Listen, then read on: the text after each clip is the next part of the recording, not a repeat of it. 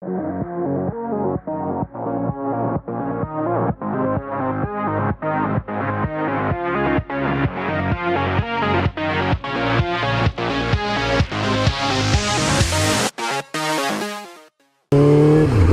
I ended up deleting my 250 versus 600 video today, I needed to free up space on my hard drive, and I didn't realize that that video hadn't been uploaded yet.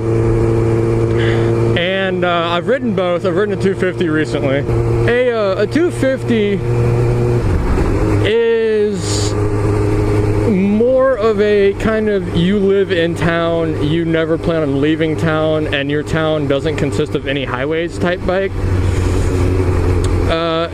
They're slower bikes. They top out at 60 miles an hour, or 80, sorry. It's hard to get them there though. They're getting their feel in tracks, actually. I have seen that. I have read a few articles where it's saying that 250s are starting to find their place in track racing, which actually is really cool, you know. I'm glad that people can, you know, end up using 250s. I mean, they're cool looking bikes, you know. They look really fucking cool, but their motors, there's nothing to them.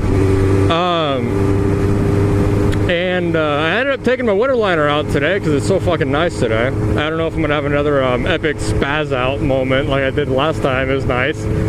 But let's start with the advantages of a 250. Better gas mileage, they're a lighter bike, and a bit lighter means smaller tires means cheaper tires. That's a plus.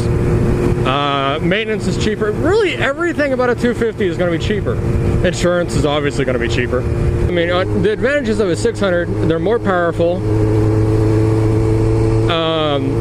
And where the 250 had an advantage of being lighter, the 600 is also advantaged by being heavier. And my thought process on that is you're not going to get blown around as bad in the wind on a 600.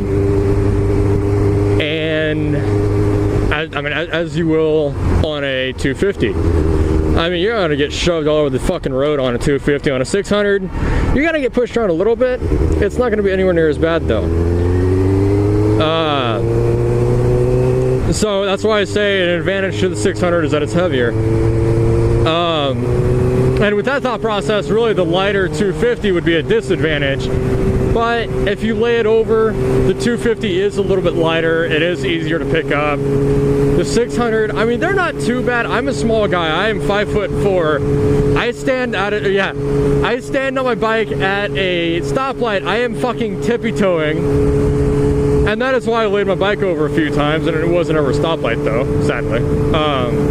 Actually, no, that's good. It wasn't ever a stoplight. I'm 5'4". I'm a little guy. I'm not bulky by any means at all. I mean, I am not even really all that built. I mean, I'm kind of more on the chubby side. I'm gonna go to the gym or some shit. I don't know. I need to overcompensate. And keep in mind, this is my phrase starting bike video.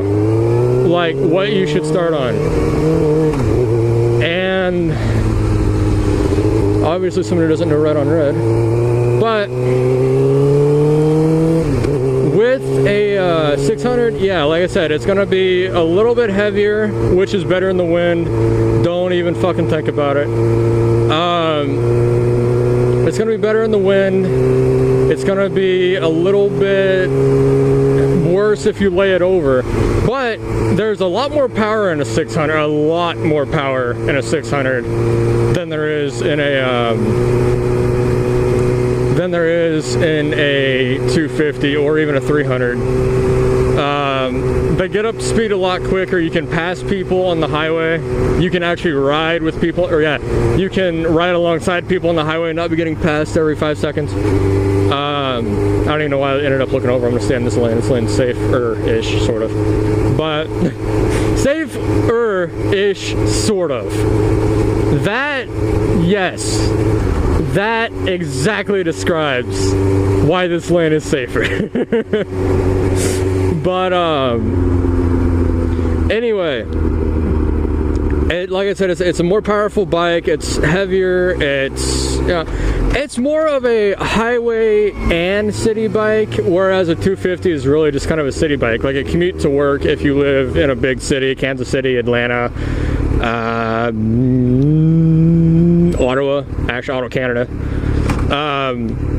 You know, I don't know if you'd really be riding a bike in Canada, but I guess you guys have nice days. I don't know. I'm from Ottawa, Kansas, America, and I have no fucking idea what the weather is like in Canada.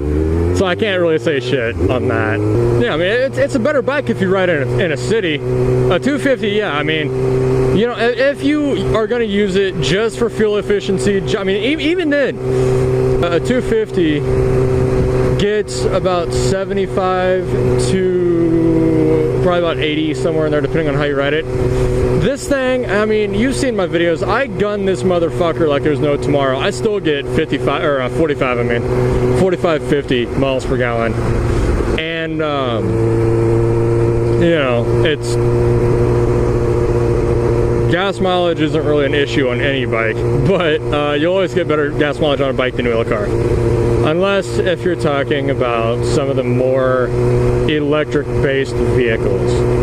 And in that case, go fuck yourself. You're gonna get better gas mileage on any bike ever than a vehicle. No matter what you get a bike. In all reality, I know it's getting into winter. I know maybe get a bike right now isn't exactly the best thing. But, I mean, put it on a bucket list and put it towards the top of the bucket list.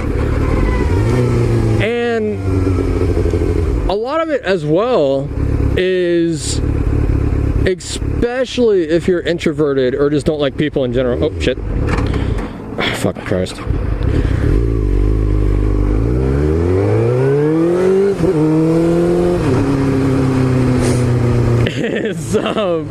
That's embarrassing as fuck. Oh god. Anyway, Sir Plebs a lot. I mean, sorry, I completely ditched my train of thought whenever I killed the bike. What was I talking about? Why eating waffles are fun. I don't fucking remember.